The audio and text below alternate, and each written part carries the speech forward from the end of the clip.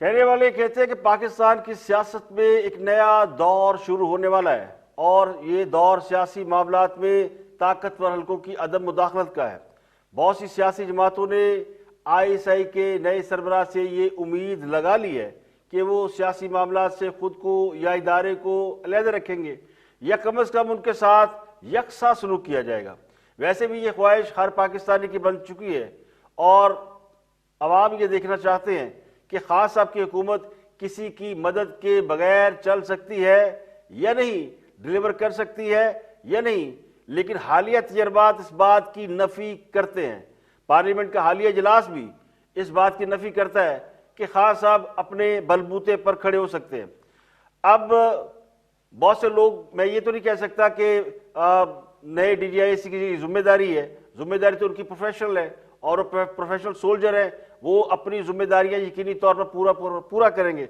लेकिन ये जो सियासी मामलात हैं इनके हवाले से अगर देखा जाए, जो माजी में जो कुछ हो चुका है, पिछले कुछ अरसे से होता रहा है, उसने पाकिस्तानी सियासत को गैर मुतवाज़न कर दिया है, यानी बैलेंस ऑफ पावर को चेंज करके रख दिया है। किसी एक मखसूस जमात और किसी एक मखसूस शख्स की हमायत, उससे मुल्क में सिर्फ सियासी और मुआशी अबतरी नहीं फैली, बल्कि उसने मुल्क की चूल्हे हिला के रख दिए हैं।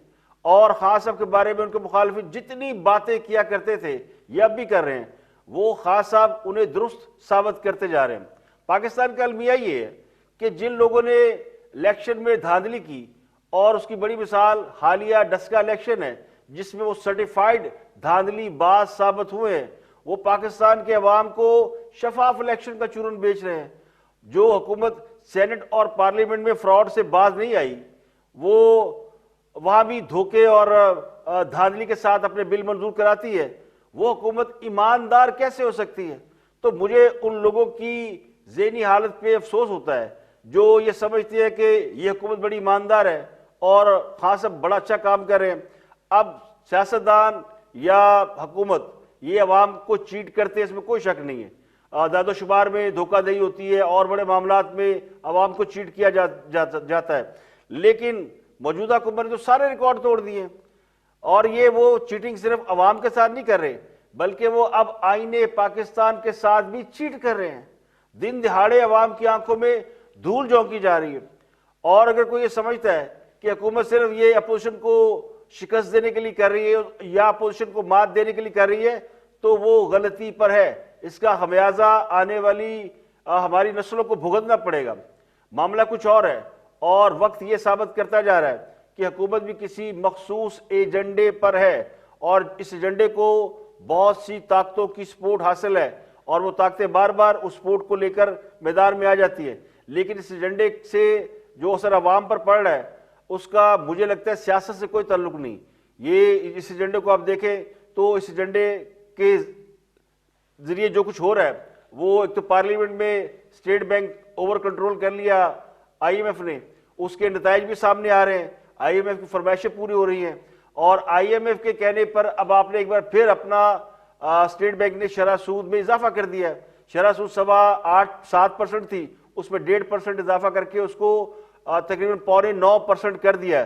तो वो जो बहुत लोगों को इंसेंटिव दिए जा रहे थे कारोबार करें, अब शरह सूद बड़ी कम हो गई है, मुल्क में स्टेबिलिटी आ गई है, तो वो सारी बातें एक बार फिर गलत साबित हो गई हैं।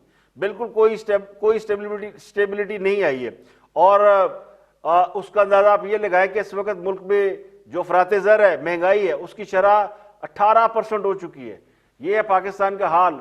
और हमें क्या पड़ी है? हम EVM मशीनें ला रहे हैं, हम इलेक्शन के बारे में सोच रहे हैं, ओवरसीज वोटर्स को वोट के हक देने के लिए मरे जा रहे हैं। उस पर मैं बात करूंगा और एक बहुत ही जबरदस्त किस्म की आपको वीडियो भी दिखाएंगे, 2-3 वीडियो में आपको दिखाऊंगा EVM के हवाले से और ओवरसीज पाकिस्तानियों को वोटिंग के हवाले से।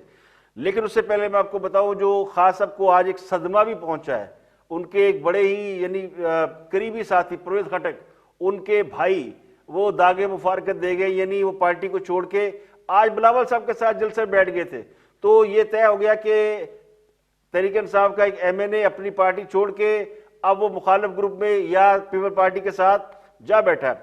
अब बिलावल भुट्टो ने नौशहरा में जलसे से खिताब किया तो उनका जलसा बड़ा जबरदस्त था, क्राउड के लिहाज से एक अच्छा खासा कामयाब जलसा कहा जा सकता है ये होम टाउन है पीटीआई का, वहां पे पीपल पार्टी का जलसा कर देना इन हालात में वो जाहिर करता है कि पब्लिक की जो सोच है आवाम की वो क्या है, वो रिफ्लेक्ट करती है।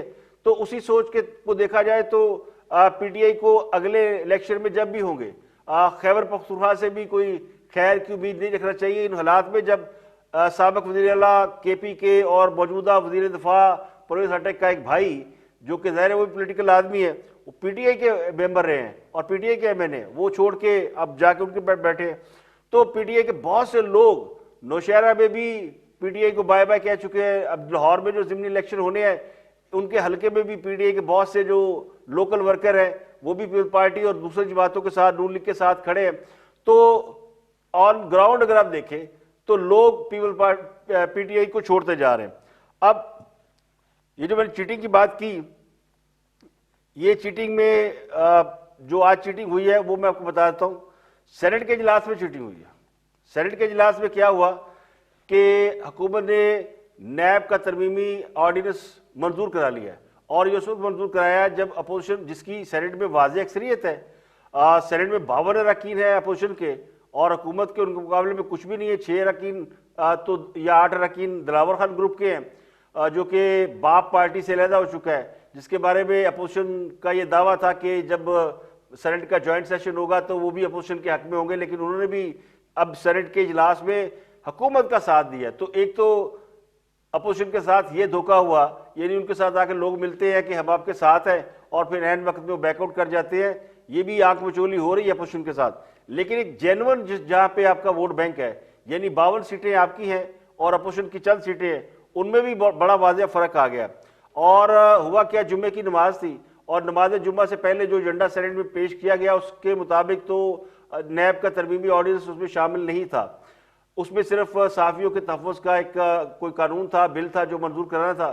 तो अपोजिशन रिलैक्स हो गई, जुम्मा पढ़ने चले गए लोग, फिर इजलास में देर से आए। लेकिन the mean while barrister Farooq Naseem ने एक ज़िमनी एजेंडा पेश किया और बिल मंजूर करा लिया, क्योंकि उस वक्त पीटीआई के अरकान पूरी तैयारी के साथ आए हुए थे, पूरे के पूरे 35-36 लोग मौजूद थे और अपोजिशन के कोई 29 सेनेटर जो कि शायद नहीं जा सके बाहर या बैठे हुए थे वो मौजूद थे। बड़ा शोर मचाया गया कि ये क्या हो रहा है, यानी चीटिंग।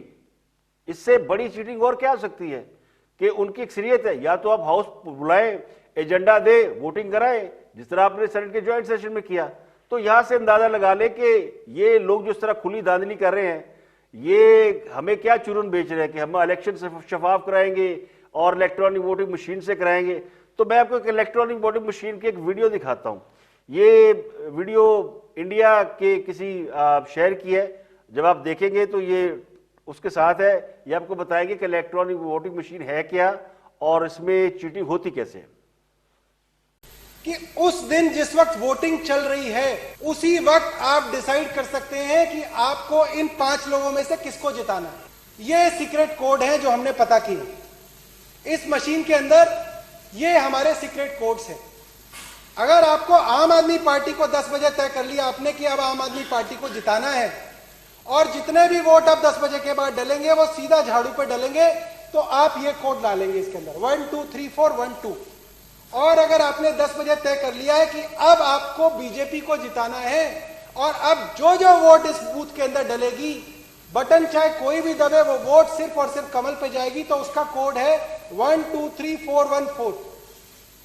अगर आपको बसपा को जिताना है तो अलग कोड है, कांग्रेस को जिताना है तो अलग कोड है, समाजवादी पार्टी को जिताना है तो अलग कोड है। कैसे हम चाहें कि अब जितने भी वोट 10 बजे के बाद डले वो सारे के सारे बीजेपी पे जाए।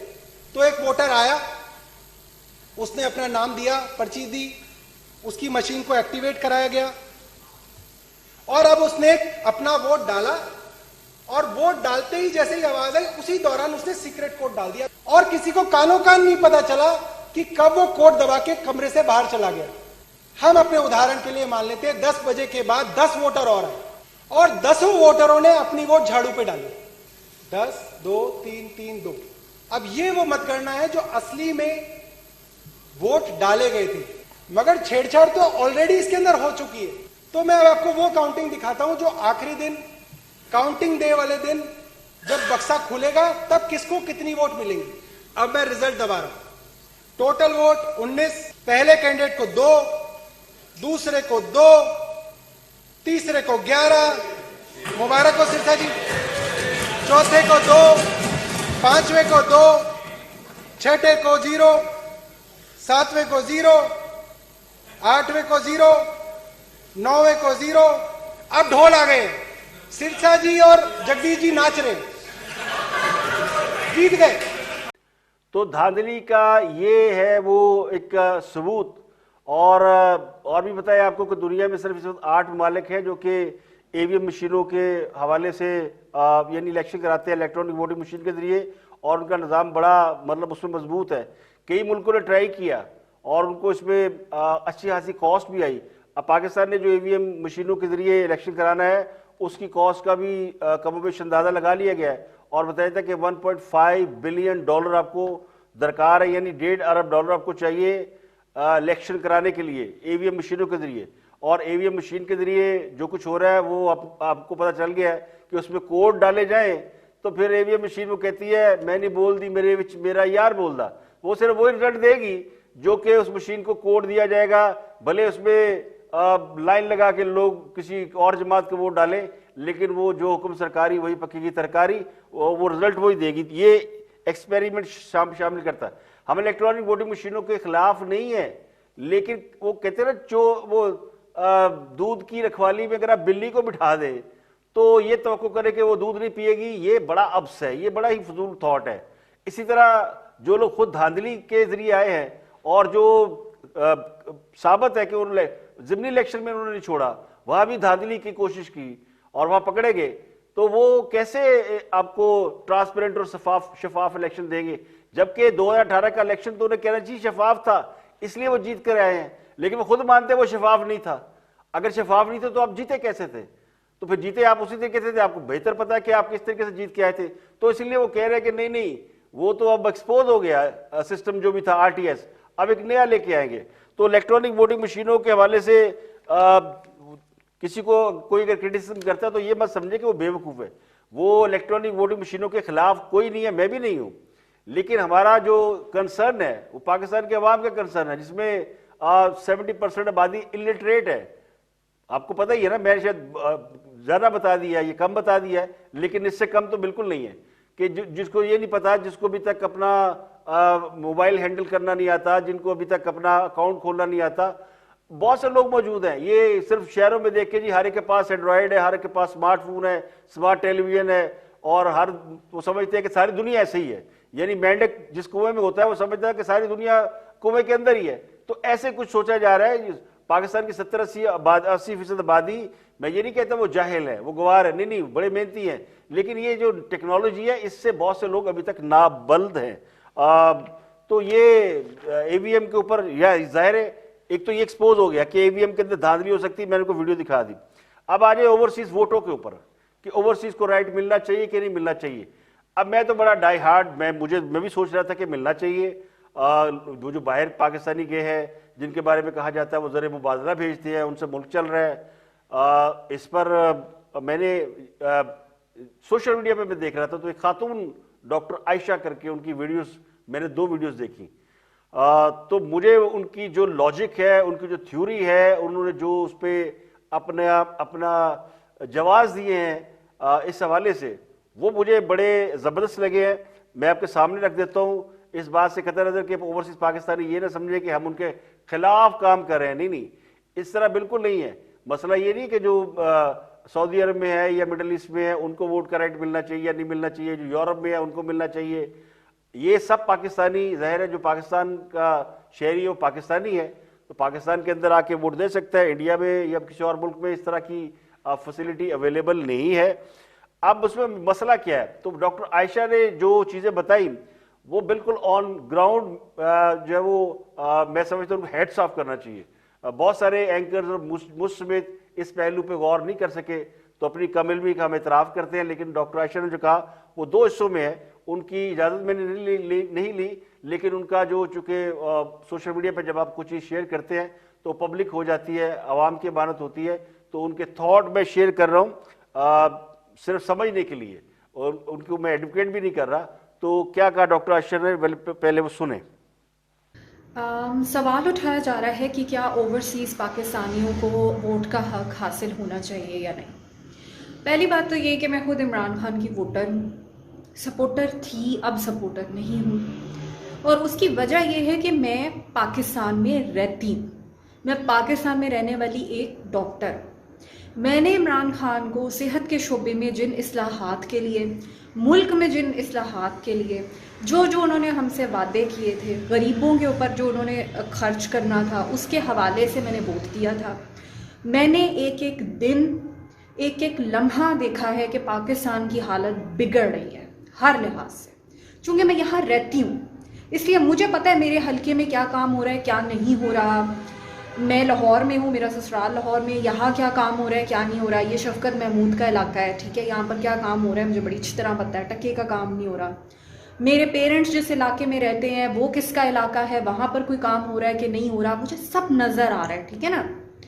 मैं जब अस्पताल जाती हूँ मुझे पता है, मैं रोड पे जाती हूँ मुझे पता है, मैं सब्जी ले रही हूँ मुझे पता है, मैं ग्रोसरी कर रही हूँ मुझे पता है, कीमतें कैसे बढ़ी हैं, कैसे नीचे हो रही हैं, मुझे कितना टैक्स देना पड़ा है, मेरा बिजली का बिल बढ़ रहा है, मेरा हर चीज़ का बिल बढ़ रहा है। आजकल गैस की लोड शेडिंग शुरू है, गैस ही नहीं आती है, ठीक है, और अभी तो माशाल्लाह से हमें सिलेंडर लगाने पड़ेंगे। मैं यहाँ पर रहकर गरीब मरीज़ों को भी देखूँ, मैं बाहर ना जाऊँ, मैं वहाँ की सहूलियात भी इंजॉय ना करूँ, मुझे कुछ भी ना मिले और उसके बावजूद मैं यहाँ रहूँ। मैं पूरा पूरा हक रखती हूँ कि मैं वोट डालूँ, मैं डिसाइड करूँ, क्योंकि मैंने यहाँ पर सब कुछ देखा है। ओवरसीज़ पाकिस्तानी बाहर रहता है, बाहर की सहूलियात इंजॉय करता है, सेहत की बेस्ट सहूलियात आपको मिल रही हैं, टैक्स आपको हमारी तरह पागलों की तरह हर चीज़ पर अगर देना भी पड़ता है तो तब भी आपको सहूलियात पूरी मिलती हैं। आपको फटी हुई सड़कें नहीं मिल रही, आपको गंदे अस्पताल नहीं मिल रहे, आपको अस्पताल में एक पर्ची के पीछे पूरा दिन जलील नहीं होना पड़ता, आपको महंगाई उस तरह फेस नहीं करनी पड़ी जैसे हमें करनी पड़ी है, आपके बिजली के बिल वो नहीं है जो हमारे हैं। अब ये जो बातें डॉक्टर आयशा कर रही है ये बिल्कुल ऑन ग्राउंड रियलिटी है। जो पाकिस्तान में रहते हैं, जो ओवरसीज रहते हैं, उनको पाकिस्तान के हालात का इतना अदराक नहीं है। एक माहौल के अंदर रहना और एक माहौल से बाहर रहना बड़ा फ़र्क होता है। वो कहते हैं ना, मैच में जो शख्स मैदान के अंदर होता है उससे ज़्यादा अंदाज़ा होता है। बाहर अगर बैठे हुए 20 करोड़ लोग और टेलीविज़न पर 4 अरब लोग देख रहे हैं तो वो उनकी फीलिंग्स या उनका तजर्बा वो नहीं हो सकता जो मैदान के अंदर खेलने वाले का होता है।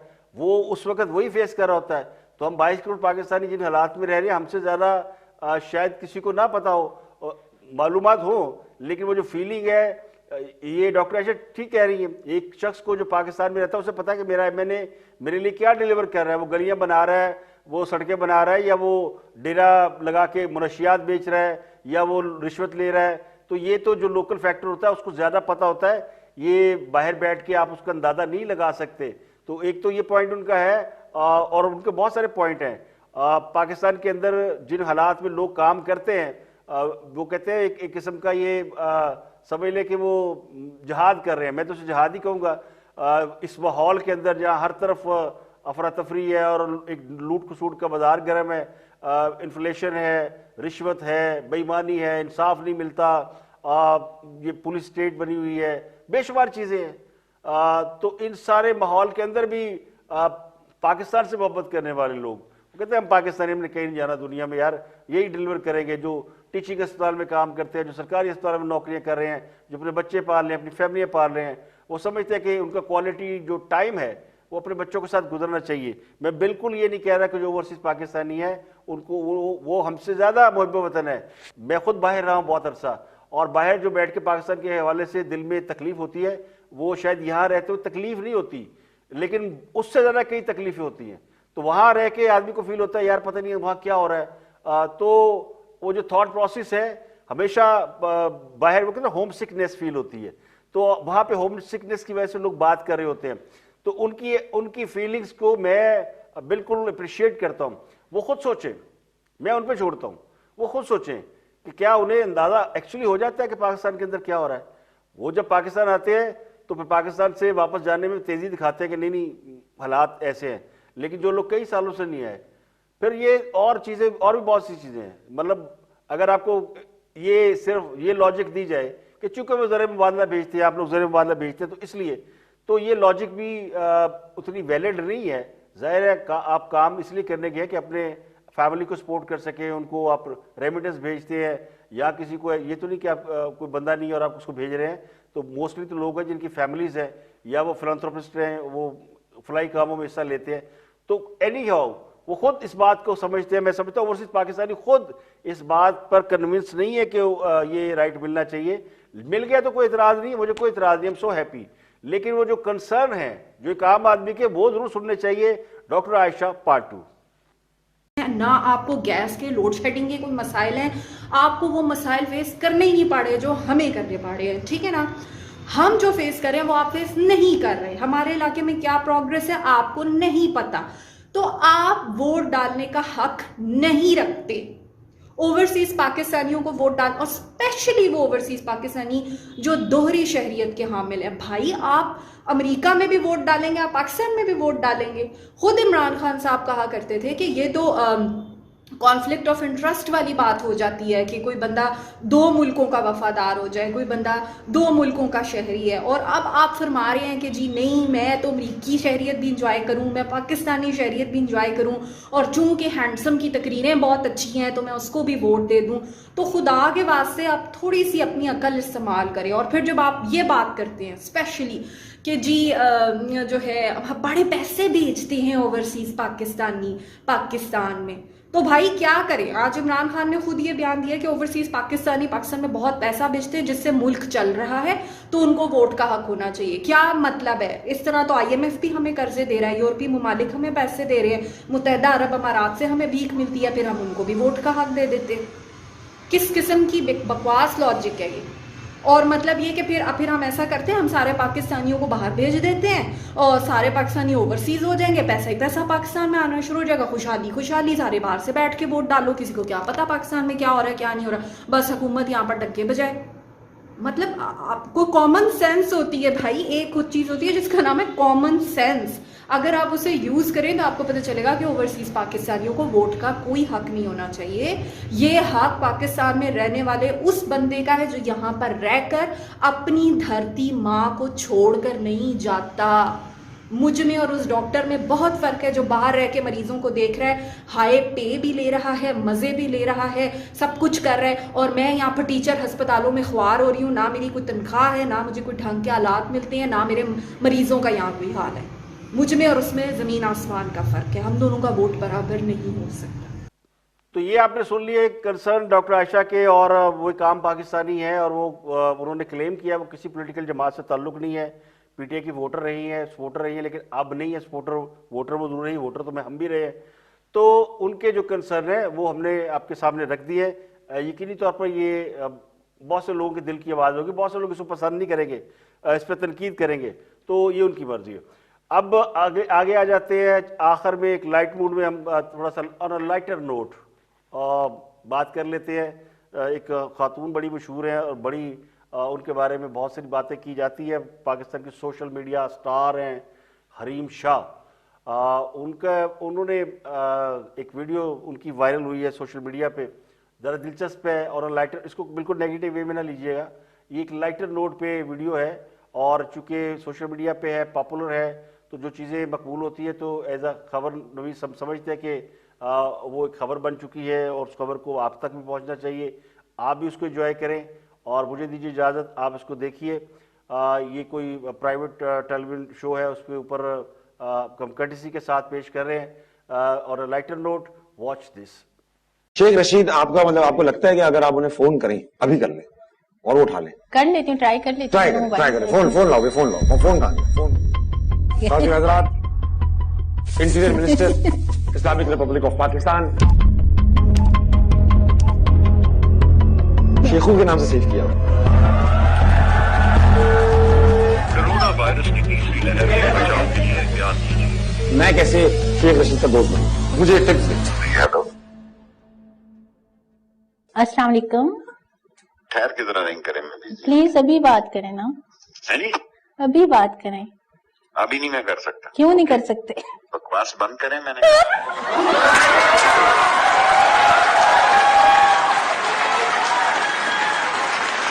कुछ बहुत सारी ऐसी चीजें बताएं जो शायद आपको भी ना बताएं।